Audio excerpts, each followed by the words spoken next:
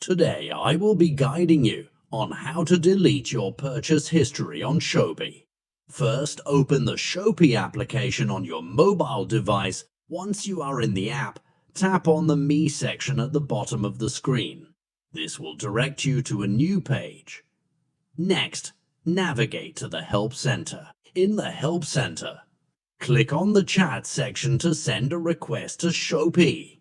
Here you can inform them that you want to delete your account and specifically mention that you would like to delete your purchase history. After sending your request, you will receive an article, or you can choose to chat with a live agent.